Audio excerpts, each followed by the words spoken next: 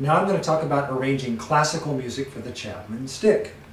In my first example, Moonlight Sonata, I start out just like the sheet music. Now notice my little finger on the left hand is 2 octaves higher. Now it's back to the normal part. Now I get to the next section, and normally the note would be up here, like. But to reach that, you'd actually have to stretch the chord like this. So what I do is I play that high note in the left hand. Yes, it's an octave lower, but just like a guitar player would rearrange sometimes classical piano pieces, the same thing is true on the Chapman Stick, although I can play more parts because of the 2 hands. So it would sound like this.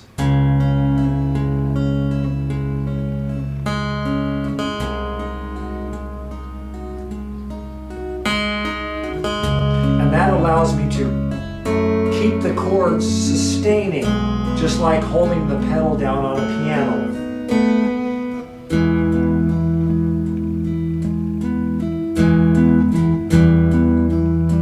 And so forth and so on. So that's one trick, is you can arrange the notes or the melody note that was played in the right hand and move it over to the left. And in this case, I moved it down an octave. To play it up an octave, it would be very difficult again because you'd have to reach too far for some of the high notes. So that was my approach to Moonlight Sonata. Okay, now we'll try Ave Maria, and this I'll show you how I layer parts. First of all, here's the F chord where it begins. Now the traditional part begins with the left F like this, and the right hand like this. So here's your part.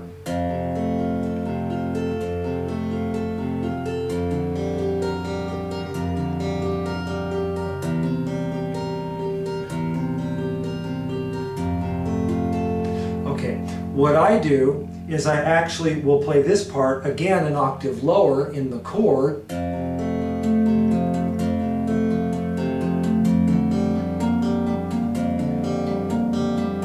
And you might ask, why would I move that down an octave? Well, that allows me to play the melody note an octave higher, like this.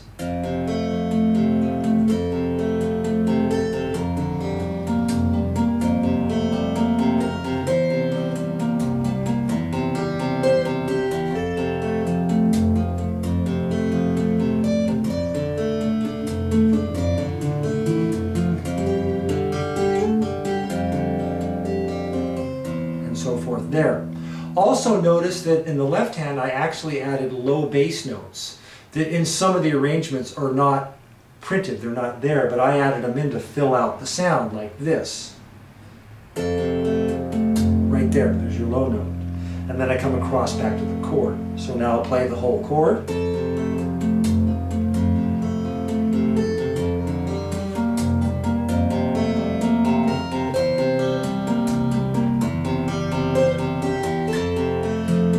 So I actually have the melody there, the chord there, the extension of the chord down here, and the low note down there. So that is how I arranged Ave Maria. And then going into the next section, same thing.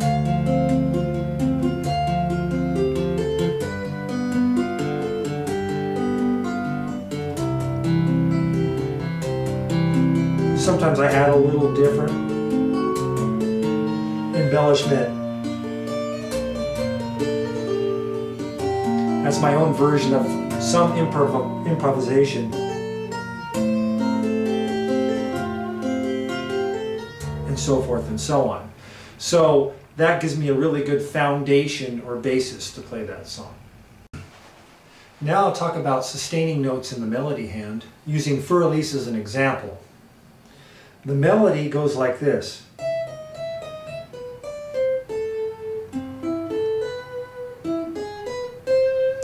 What I don't like about that is that I'm playing that in a scale pattern shape. What I like to do is sustain the notes by playing more of a chordal approach, like this.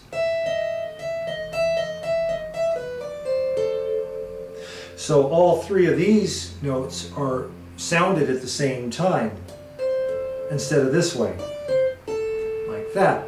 So now I add the left-hand chord. There's your A minor. Notice there that this note, that note, that note, and that note, all four of these are sustaining at one time instead of like that, going up. So now I'll play both of those parts.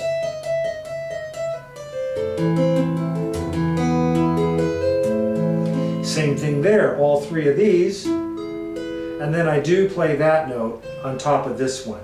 But there's still enough sustain with these two to hear all three of those notes ring out. So now I put the whole part together.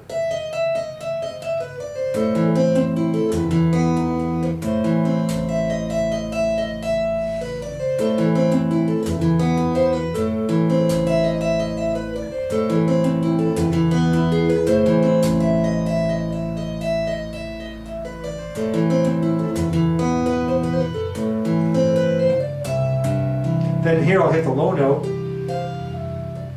and then I'll sustain these notes after I hit the low note. So again, like that, and then this note is held down.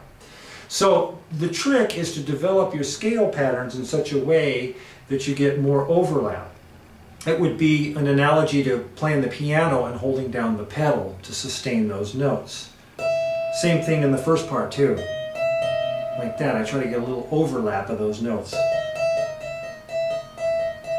So that's how I do that for that song.